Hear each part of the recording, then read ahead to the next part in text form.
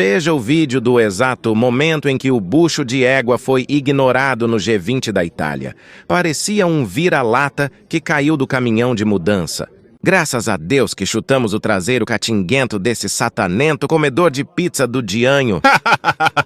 Pensa num infeliz que vai para um evento importantíssimo como um G20 da vida e o lazarento fala de futebol. Se fosse Bolsonaro no G20 aqui do Brasil, em vez de falar sobre a preservação da Amazônia e pedir grana para esses destruidores mundiais, era bem capaz dele pedir motosserra para cortar as árvores, bucho de égua do demônio. Porque esse desgranhento não aproveita e amarra um meio quilo de traque nesse bucho só pra nós ver a bosta a voar pra todo lado também?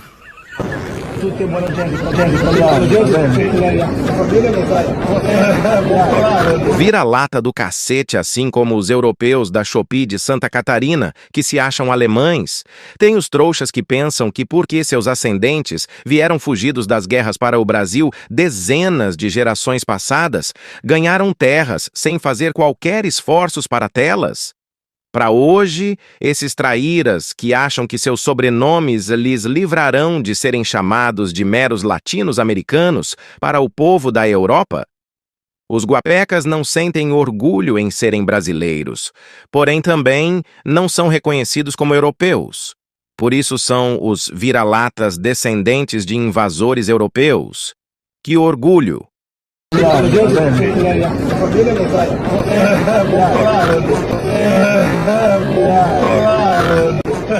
O filho de uma porca vermelha só porque é um vagabundo que nunca trabalhou. Em vez de fazer algo útil, foi encher o saco dos garçons. Ainda mandou um very good.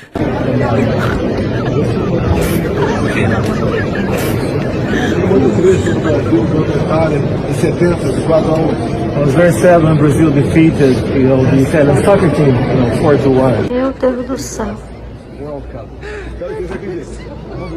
Primeiro que o Chupeta nem sabia se os garçons eram italianos. O que mais tem na Itália é imigrante. São mais de 5 milhões. Vai ver, os caras eram indianos e o cu de burro, achando que se tratava de italianos. Falando que ficou triste quando a Itália socou 4-1 na seleção brasileira da Copa de 70.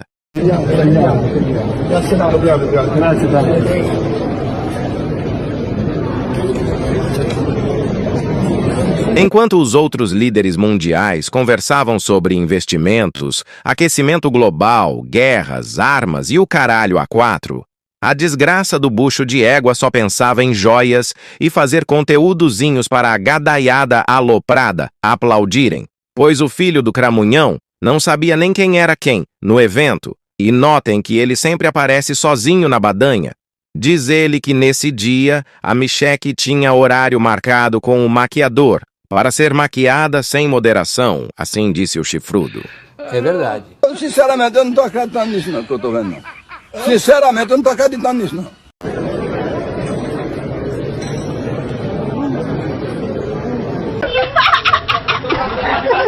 E eu digo o seguinte para Alexandre de Moraes, ele tem duas opções. Ou a gente aprova a anistia aqui, ampla, geral e restrita para todo mundo, e algum parlamentar faça uma emenda para incluir ele nessa anistia, porque ele cometeu crimes ao longo desse tempo. Ou a gente, da mesma forma, vai aprovar a anistia e quando nós tivermos maioria nesse Senado, a gente vai caçar o Alexandre de Moraes. Ele vai ser impedido pelos diversos crimes que ele reiteradamente está cometendo, desgraçando a vida de centenas de milhares de famílias brasileiras. Uma hora, esse mal vai acabar. E se for como sempre mostrou a história do nosso Brasil, com alguma pacificação, que passa assim pela anistia, porque ele é o primeiro a vir a público e tentar jogar um balde de água fria num processo que está sendo construído dentro da política, com respeito, de forma democrática. Nós é que estamos aqui denunciando todas as atrocidades que estão sendo cometidas, rasgando-se a Constituição, para impor a vontade dele. Uma pessoa que age por vingança, que toma decisão com o fígado, que machuca as pessoas com a caneta mais do que um marginal está machucando as pessoas com um fuzil aí na rua. Senhor presidente, deputado Ismael, saudar os colegas deputados e deputadas. E hoje nós finalmente entendemos por que o inquérito que apura a tentativa de golpe estava demorando tanto para ser concluído. E a explicação é que a Polícia Federal estava atrás da prova definitiva. E a prova definitiva foi encontrada. Nos arquivos que o ex-ajudante de ordens do Bolsonaro, Mauro Cid, tentou apagar dos seus aparelhos eletrônicos, a Polícia Federal descobriu um plano para matar, sequestrar e matar o presidente Lula, o vice-presidente Geraldo Alckmin e o ministro do Supremo Tribunal Federal, Alexandre de Moraes. E agora, atenção, este plano golpista macabro foi discutido e detalhado dentro da casa do general Walter Braga Neto. E quem é Braga Neto? Ninguém menos do que o homem de Bolsonaro nomeou para ser ministro de duas pastas do seu governo: a Casa Civil e a Defesa. E mais, Braga Neto era o candidato a vice-presidente da República na chapa de Bolsonaro. Bem, a prova definitiva apareceu e hoje a Polícia Federal prendeu outros envolvidos no plano de matar Lula, Alckmin e Moraes. E um dos presos é outro general, o Mário Fernandes. E quem é Mário Fernandes? Amigo íntimo de Bolsonaro, homem de sua confiança, que chegou a ser ministro interino da Secretaria-Geral da Presidência da República, e que Bolsonaro nomeou como autoridade de monitoramento da Lei de Acesso à Informação. Então, senhoras e senhores, as últimas notícias são graves, muito graves, gravíssimas. Homens da elite do Exército, os chamados kids pretos, é que executariam o assassinato do presidente eleito, do seu vice e do ministro do STF. A Polícia Federal já sabe de tudo, que todos os passos de Lula, do Alckmin, do Moraes estavam sendo monitorados, possivelmente com a ajuda da ABIN paralela criada no governo Bolsonaro, que os matadores monitoravam até os seguranças dos seus alvos e sabiam inclusive suas escalas de trabalho e até que armas utilizavam. Ou seja, não há mais dúvida, a tentativa do golpe está provada e a prova está nas mãos da Polícia Federal. E já se sabe quem planejou, como planejou, onde planejou e quem executaria. Mas vocês sabem, uma investigação perfeita precisa apontar o motivo do crime. E o motivo do crime era: Bolsonaro queria ficar no poder a qualquer custo. E como perdeu a eleição, planejou um golpe. Nada mais a dizer, senão prender essa quadrilha, essa bandidagem. De Walter Braga Neto, de Mário Fernandes, de todos os generais, majores, policiais e até políticos que sustentaram essa tentativa de sabotar a democracia brasileira e levar ao poder um presidente ilegítimo. Mais do que ilegítimo, estou falando de um homem sem escrúpulo, um facínora capaz de qualquer coisa pelo poder. Que, como agora se vê, um homem capaz de até mandar matar.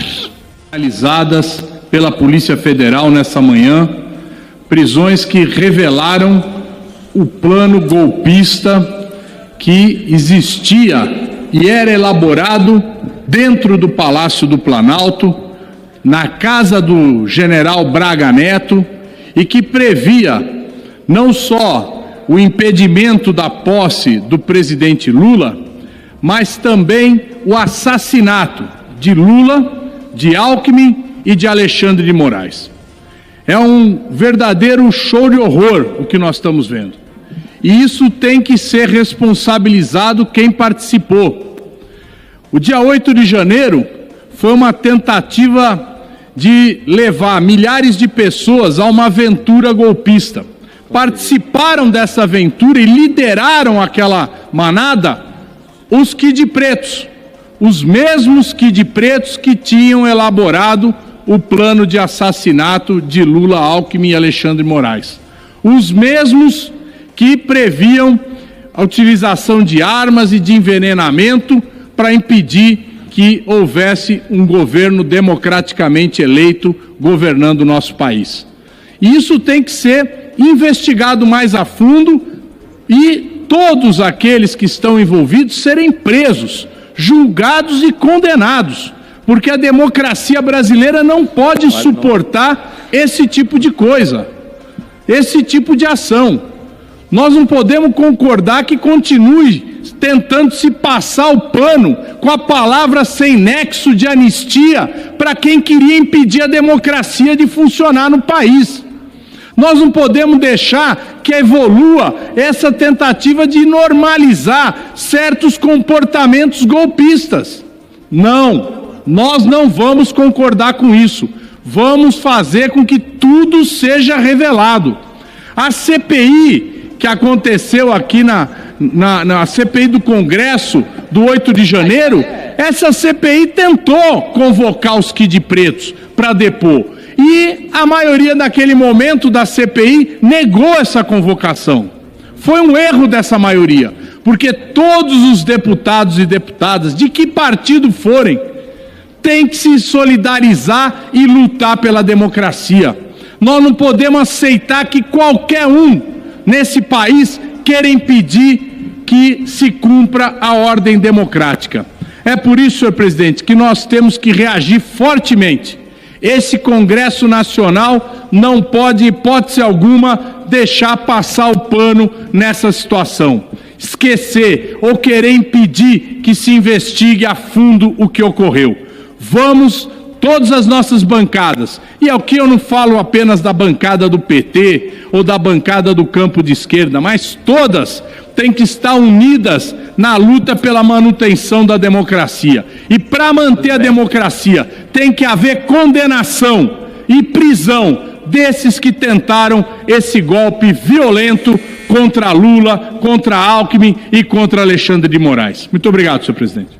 Hoje levantamos nossa voz a um clamor de repúdio a um plano nefasto que põe em risco não apenas a vida dos nossos governantes, mas, acima de tudo, a própria essência da nossa democracia.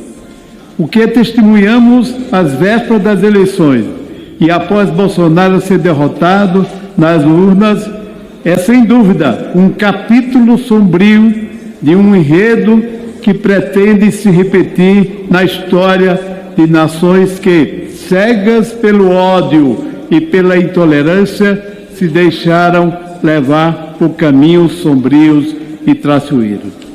A prisão recente de 4 militares do Exército vinculados a forças especiais e um policial federal, longe de ser uma mera ação isolada, é um sinal claro de que devemos estar em alerta. Bolsonaro pode ser preso a qualquer momento e a participação ativa dele no plano de matar o Lula, o Alckmin e o Xandão já é confirmada pela PF. Afinal de contas, depois que prenderam hoje de manhã um ex-ministro dele, acusado de ter participado desse conluio, a delação premiada começou a cantar. Começando pelo próprio ex-braço direito do Bolsonaro, Mauro Cid, que estava até então preso, disse, em áudio, o general que fez plano para matar Lula, disse que Bolsonaro aceitou assessoramento. Imagino eu que esse assessoramento, para quem bem entende, passa também por isso aqui, que o plano para matar o Lula foi debatido na casa do Braga Neto, ex-vice do Bolsonaro. E a coisa é tão doida que eles não debatiam só o atentado contra o Lula, não, mas sim também dar um golpe de Estado até o dia 31 de dezembro. Isso não sou eu falando, não. É o ex-ministro do Bolsonaro que foi preso hoje. Para quem fala que o Bolsonaro não teve participação nisso, tá aí. Segundo o próprio general, o Bolsonaro não só participou, mas redigiu e enxugou a minuta do golpe. A situação dele tá tão difícil, gente, que o filho dele nem consegue desmentir mais as coisas. E agora tá com a desculpa de que pensar em matar alguém não é crime. Como se a participação dele nisso tudo já não fosse um crime. A grande questão aqui, gente, não é mais corrupção apenas. Não é atentar contra a democracia, mas é literalmente um plano para matar um presidente da República. E é por isso que o lugar do Bolsonaro é na cadeia.